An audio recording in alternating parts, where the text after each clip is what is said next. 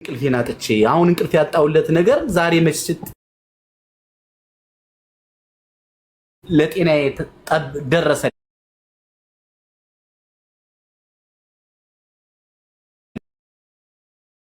መሪም ብሎ ዓለም ኢትዮጵያዊ ስደተኞች ላይ ነው አፊቱን ያዞረው።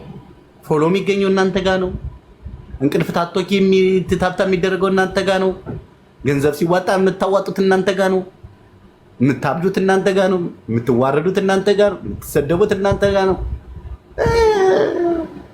የእምባ ማዕት የሚጎደጎደው እናንተ ጋር ነው። መቼም አውሮፓና አሜሪካ ስታለቅስ አልሰማሻትም። መታ እኔ አሜሪካ ነው ብኖሮ ብላ ስታለቅስ አልሰማሻትም። አታለቅስም አሜሪካ ውስጥ ያለችው እዚህ አረብ ሀገር ያለሽ ነሽ እንጂ ተያይ ስትባይ አትሰሚም። ይኸው አታሎ ገንዘቤን ይዞ ሄዶ ወንድሜን አመጣ ብለሽ የምታለቅሽው አንቺ ነሽ። የምታሽቃብጪውም አንቺ ነሽ። መፍትሄ ፍለጋ ቲክቶክ ለቲክቶክ ምዞሪው አንቺ ነሽ። መፍትሄ ከቲክቶክ ላይ አይደለም እኮ ያለው። እግዚአብሔር እኮ ቲክቶክ ላይ የለም እህቶቼ። ሰው ነው ቲክቶክ ላይ ያለው። ሰው ደግሞ ስህተት ነው ሲፈጥረው። ሰው ማለት ስህተት ነን። ከስህተት ደግሞ ምን መፍትሄ ታገኛላችሁ? መፍትሄ ያለው ከፈጣሪ ነው። ፈጣሪ ያለው ደግሞ አንቺ ጋር ነው፣ ልብሽ ውስጥ ነው ያለው። አንቺ አይምሮ ውስጥ ነው ያለው ፈጣሪ እንጂ ቲክቶክ ላይ አይደለም። በየቲክቶክ እየዞርሽ እንደዚህ ሁኜ እንደዚህ ተደርጌ በዚህ ዓመተ ምህረት ከሊት እንደዚህ አድርጋኝ፣ ከሊት በጥሳኝ፣ ከሊት ቆርጣኝ፣ ከሊት አርዳኝ፣ ከሊት እንትን ብላኝ፣ እጅ መዳፌን ይልኝ፣ የት እሄዳለሁ፣ የት እጓዛለሁ፣ ቡና ድፊልኝ፣ የቡናው ምልክት ምን ያሳያል፣ እድሜ ይረዝማል፣ ያጥራል፣ እታመማለሁ፣ እፈለጣለሁ። ኧረ ፈጣሪ ይፍለጥል። ኧረ እግዚኦ ማረነ ክርስቶስ። እንዲህ ሰሞኑን ያመጣችሁት ደግሞ ፋሽን በጣም ይለያል። በቃ ተስፋ ቆረጣችሁ ማለት ነው።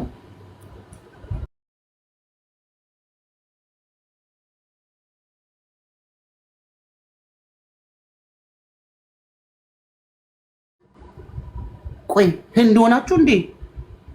አላወቅንም እኮ እኛ ኢትዮጵያዊ መስለናችሁ ነው። ኢትዮጵያዊ እኮ ሙስሊሙ እምነቱን የሚያከብር፣ ኦርቶዶክሱ እምነቱን የሚያከብር፣ ለእምነቱ ማች የሆነ ነው።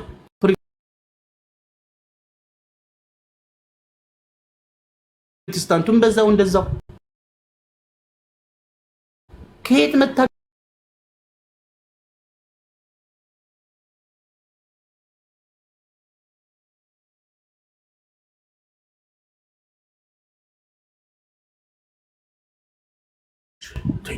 እንደዛ ሆነልሽ? እስኪ ንገሪኝ፣ ለኔ ምን አስደፍልኝ፣ እስኪ ምን እንደፈታ አድርግልኝ። ተው ተው ተው ተው ተው።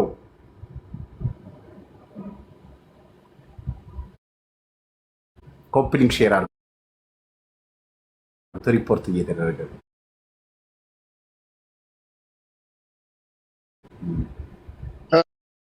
እሺ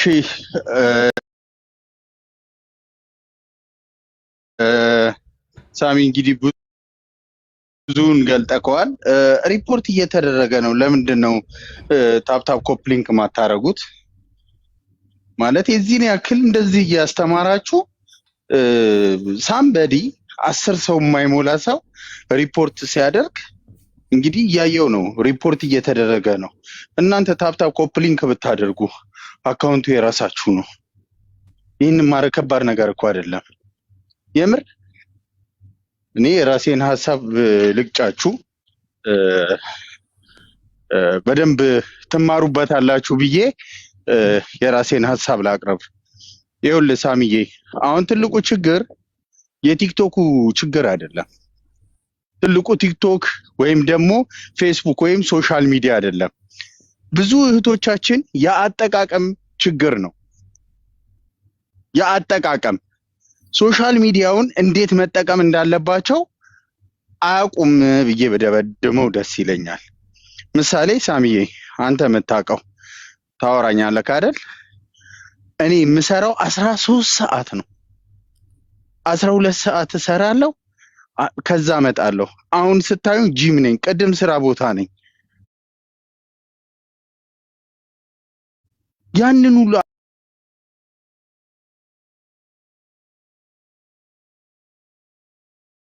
ልገባ እችላለሁ። ከዛ በኋላ ከዚህ ስወጣ ደህና አደር ካልኩት በኋላ ሌላ ቦታ ላይ አታዩኝም። ካላሳ በቃ እኔ ላይፌን መኖር አለብኝ።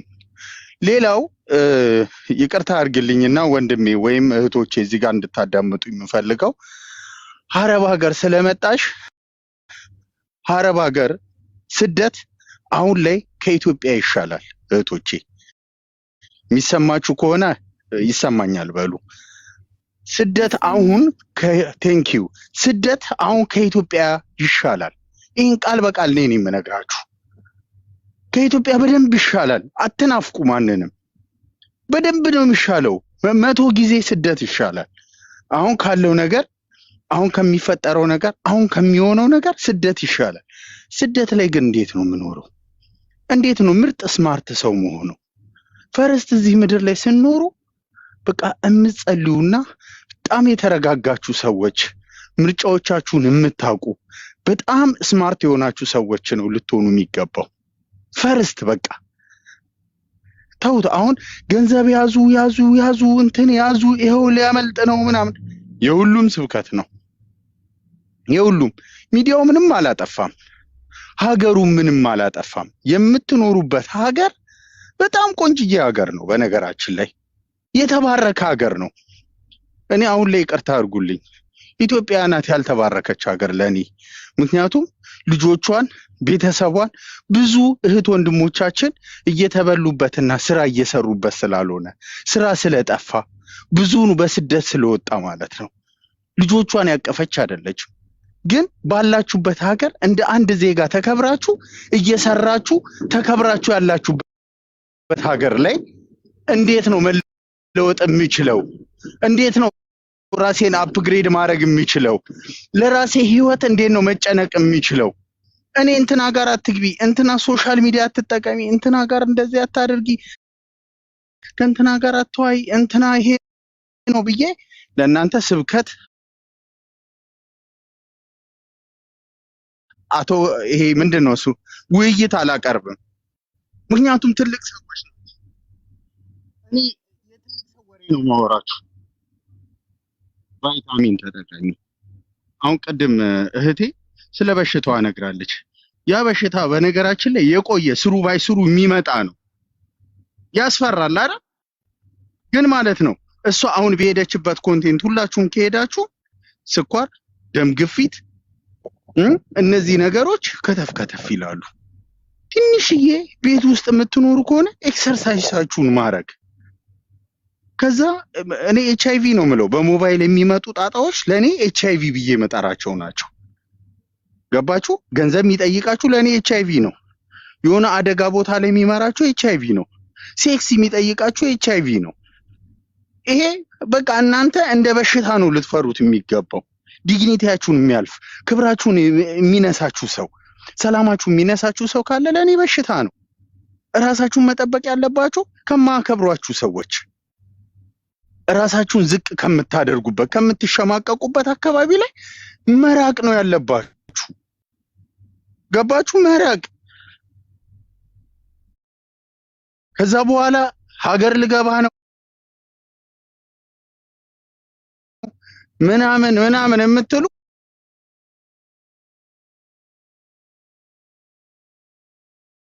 እኔ በአጭር አማርኛ ለማንኛውም ሰው የምናገረው ሀገር አትግቢ ነው የምለው። ምን ልታረጊ ትገቢያለሽ? ሰው እኮ ከሀገር ይልቅ ሳውዲ ይሻላል ብሎ አሁን ሳውዲ ላይ እየሄደ እኮ ነው ያለው። ምክንያቱም ሰዎች እየሰሩ ስላልሆኑ፣ ዋጋ እየከፈሉ ስለሆኑ፣ ብዙ ውጣ ውረድ ስላለ ያለሽበት ሀገር ላይ በደንብ አድርገሽ ስሪ። እግዚአብሔር ነገሮችን ሲያስተካክል አንቺ ወደ ሀገርሽ ትገቢያለሽ፣ ያለሽን ገንዘብ ታራግፊያለሽ፣ ትወጫለሽ። ይሄ ነው እውነታው። በቃ ያለሽን ገንዘብ ይዘሽ ትሄጃለሽ፣ በትነሽ ትመለሻለሽ። ይሄንን ቃል በቃል እነግርሻለሁ። እኔ በድፍረት ነው የምናገራችሁ።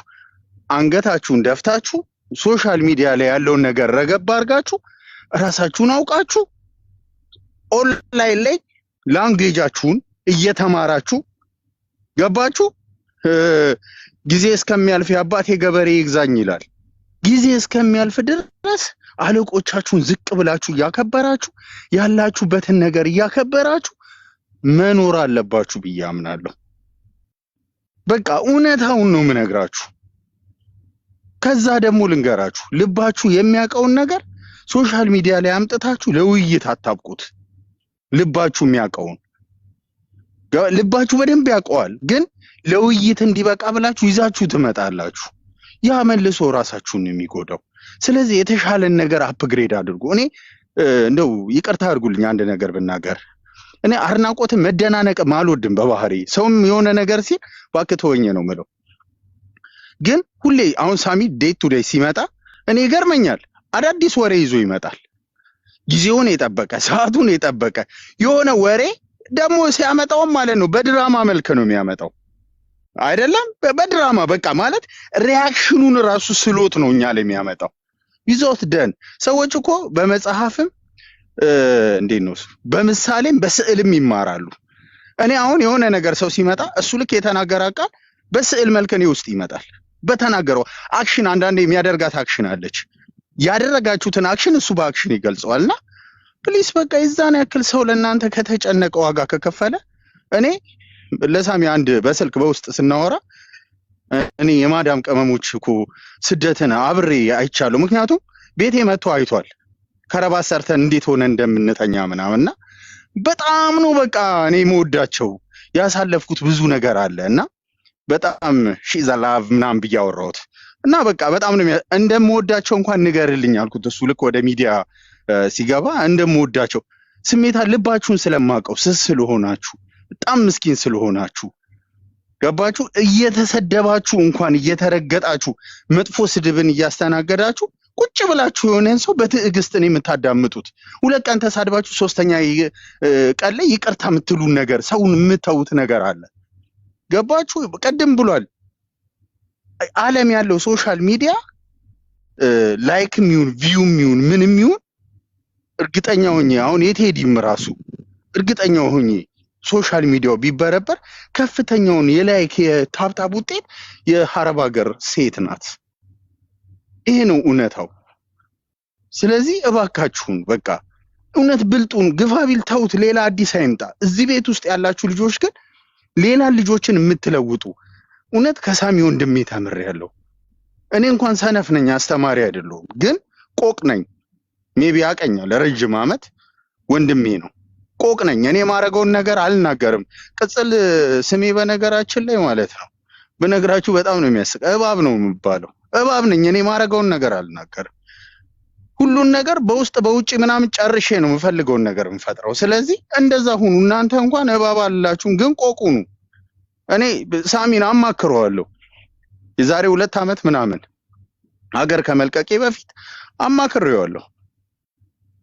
ሶሻል ሚዲያ እንግዲህ ተጠቃሚ ሆነን በአካል ቁጭ ብለን አውርተናል እና አንዳንዴ እኔ አሁን ሳሚ ሰዎች እንዲህ ሲሳደቡ ራሱ ሀርት የሚያደርገኝ ለምንድን ነው? በአካል አውቀዋለሁ፣ አውርቼዋለሁ ቁጭ ብዬ። ለዛ ነው እኔ የልቤን ሰው እንደ ልቤ ሰው ነው በቃ የምቀርበው፣ የእውነት ነው የምቀርበው። እና አንድ የሚባል አባባል አለ፣ አትሻፍዱ፣ 3 ቦታ አትርገጡ። የምር ወዳጅ ስትሆኑ የምር ወዳጅ ሁኑ። የምር ደግሞ ጠላት ስትሆኑ የምር ጠላት ሁኑ። ጠላትነታችሁን እስከ ጥግ ድረስ አሳዩ። ይሄንን ነው ምለው። እኔ የእውነቴን ነው ምልክ ሳሚዬ፣ ባሳለፍነው ጊዜ በጣም አክባሪክ ነኝ እጅግ በጣም። አሁን አይ ነው በነገሮች የዛልክ ጊዜ ነህ እና በርታልኝ ነው ምለው። ምክንያቱም ነገ ሌላ ቀን እንደሆነ አምናለሁ። እናንተንም በጣም ነው ማከብራችሁ ምወዳችሁ። ምንም እኔ አሁን ሶሻል ሚዲያ ዘግቻ ይሄ አዲስ ሶሻል ሚዲያ ነው አይደል? ማንም እንኳን ፎሎ እንዲያደርገኝ አልፈልግም። በቃ ጀስት መጥቼ እናንተ ጋር እንዲተጫወቼ ያለኝን ሐሳብ አቅርቤ እንደምወዳችሁ ነግሬ መሄድ ነው የምፈልገው። በቃ እኔ አሁን ሌላ ዓለም ውስጥ ነኝ። በጣም ደስ የሚል እንደ ማር እንደ እርጎ በቃ የሆነ የሚጣፍጠኝ ህይወት ውስጥ ነኝ ያለሁት። ይሄንን መበከል አልፈልግም። ሶሻል ሚዲያ ላይ ያመጣው ምነዳውን መኪና የሚሄድበትን ቦታ እያሳየው ምናምን በቃ ይሄ ያልኖርኩትን ህይወት እንደኖርኩ የኖርኩትን ደግሞ እንዳልኖርኩ አድርጌ ማሳየት አልፈልግም። ስለዚህ እናንተም ትንሽ ሸሸግ አድርጉት ሁኔታችሁን ለወዳጆቻችሁ። እኔ ለሳሚ ምሰራበትን መኖሪያዬን ቤት ሙሉን ነገር ቪዲዮ ከፍቼ አሳይቼዋለሁ። ወዳጄ ነዋ። ከዛ በኋላ ለሶሻል ሚዲያ ግን አላሳይም። ካላስ ህይወቴን ደብቄ ነው መኖር የምፈልገውና ይሄ ነው ያለውን ነገር ላለው እወድሃለሁ ወንድሜ፣ በእውነት ክበርልኝ። እስከዚህ ሰዓት አተ ቁጭ ብለህ እንደው አንዳንዴ ታላቅ ወንድም ቁጭ ብሎ አባት ይሰማልና እንደዚህ እየሰማ ልጆችንም እየመከርክ አላስችልም ሲል ወጣ ያለ ምክሮችንም እየመከርክ እየሰማቸው ነውና በርታ ነው ምለው። እኛም ባለን ነገር ከጎንክ ነን ሳሚዬ ወንድሜና በርታልኝ። በጣም አመሰግናለሁ ቤኪሻ። አሁንም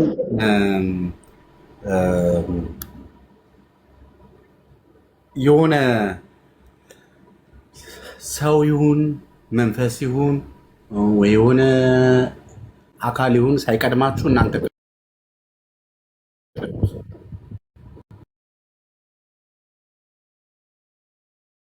ይገባችኋል ብቻ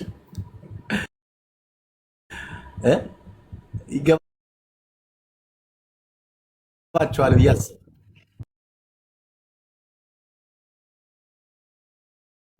የሆነ አካል ቀደሙት። በቃ መቅደም አለባችሁ።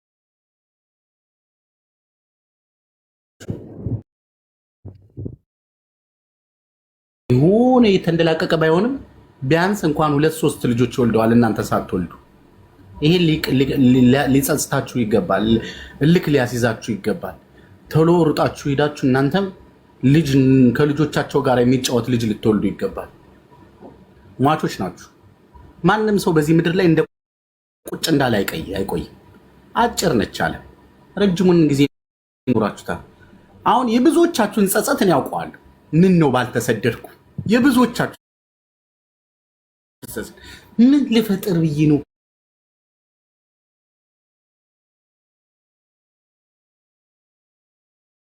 ምን አገባኝ ብዬ ነው የመጣሁት የሚል ሰው አለ። በጡቴ ይዤሻለሁ እየተባለች ተለምና ያለ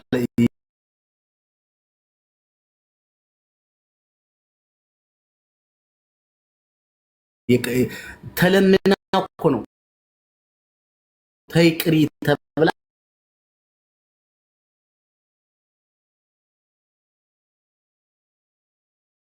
ልጅ በትምህርቷ ምጡቅ የሆነች ልጅ ጥላ መታ እዚህ ሀገር ወይ ጓደኛ የመከረቻትን ህይወት አልኖረች ወይ ራሷን አልሆነች።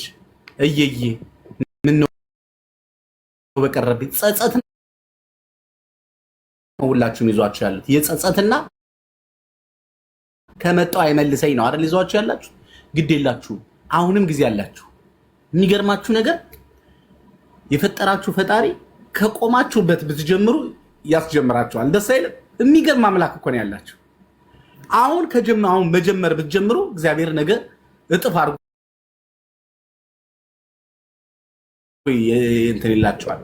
እናንተ ስትደክሙ እሱ ስራውን ይጀምራል። እናንተ በቃ የኔ ነገር ስትሉ እሱ መስራት ይጀምራል። አይገርማችሁ? እኔ ከሰሞኑ ራሴን ለማጥፋት እንዳሰብኩ ታውቃላችሁ። የደረሰብኝን አልነግራችሁ፣ ግን በቃ 100% በቃ የሆነ ራሴን ማጥፋት ፈልጌ ነበር። ይሄ አሁን የኔ አንዷን ትንሿን ነገር ልንገራችሁ። ግን እግዚአብሔር ደግሞ ለምን ብሎ ይዋለው እንግዲህ ተስፋ ሰጥቶኝ። አይገርማችሁ? ግድ የላችሁ ተስፋ እንዳትቆርጡ እህቶች። ተስፋ እግዚአብሔር አለ። በጣም የሚገርማችሁ ነገር በደልሽን፣ መከራሽን፣ ስቃይሽን፣ ፈተናሽን፣ ልጅነትሽን፣ ጤናሽን፣ እድሜሽን የሚያውቅ አምላክ ይረዳሻል። የሰው አትስሙ፣ የኔንም አትስሙ። ከፈለጋችሁ የሰው አትስሙ። የራሳችሁ በቂ ነው። ኑሮ ያስተማራችሁ ይበቃ። የሰው ያያችሁት መከራ ይበቃ። አሁን ደግሞ ወደ ራሳችሁ ተመለሱ። ግን ምን ማድረግ አለብኝ የሚለውን ደግሞ ቆም ብላችሁ ማሰብ አለባችሁ። መጀመሪያ ይሄ የምታደርጉት የእንቁሳቁስ ነገር ቀንሱ። ጓደኛ ቀንሱ። ለሰው ማውራት ቀንሱ። ሙሉ ለሙሉ ባትተውትም ቀንሱ። ሰው ደካማ ነው። ችግር ሲገጥመው የሚታየው የመጨረሻው፣ እግዚአብሔር ደግሞ ቀጣይ ተስፋ ይሰጣል። ስለዚህ እኔ የምነግራችሁ ካላችሁበት አሁን ጀምሩ።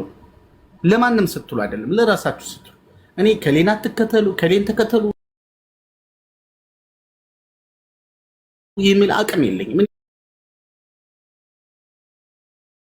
ምን አገባኝ? ማንኝ ናኒ ከሌን አትከተይ ከሌን ተከተይ እኔን ተከተይ ከሌን ዛሬ ተኝታ ነው እንደው ያኔ ያርጌ ማለት ጥቅም የለው። ይሄ አይደለም የሚያስፈልገው።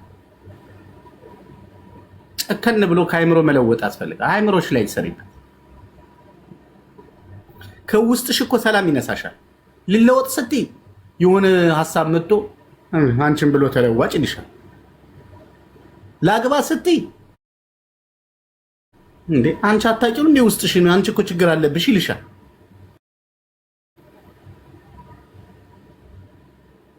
የሆነ ነገር ላድርግ ስትይ አይሆንም ይልሻል። ማንም እኮ አይደለም ውስጥሽ ጋር እኮ የውስጥ ደግሞ አንድ የተረገመ ጓደኛለሽ ከውስጥሽ የተረገመ ልበለው እንጂ አጉል የሚያስደነግጥ አትስሙት። ውስጣችሁን ጠንካራ ሆናችሁ ገስግሱ። ይኸውላችሁ የህይወት ትንፋስ እስካለች ድረስ ጥግ ድረስ መሄድ አለባችሁ። እናንተ ደግሞ ጎበዞች ናችሁ፣ ታደርጉታላችሁ። እግዚአብሔርን እኔ እውነቴን ነው የምነግራችሁ። ያሰባችሁትን ሳታሳኩ እንዳትሞቱ ተጠንቀቁ፣ ተጠንቀቁ። በማንም አትዘናጉ። ይሄ ያልፋል፣ እርግጠኛ ነኝ ያልፋል። ይቺ እንኳን ጠንካራታችሁ አያችኋት አይደለ? ሁሉ ነገር ያልፋል ብላ እንኳን ይሄው እኮ አሳለፈችው። 3 ዓመት ከበሽታው ጋር ታገለች። ከዚህ በኋላ በሽታውን አትፈራው፣ ማንንም አትሰማ። ጠንክራለች። የሆነ ነገር ከውስጧ እንድትጠነክር አድርጓታል። ወደፊት ነው በቃ። አሁን ደግሞ መቁረጥ ያለባትን ነገር ቆርጣ አገሯ ገብታ ልጅ ወልዳ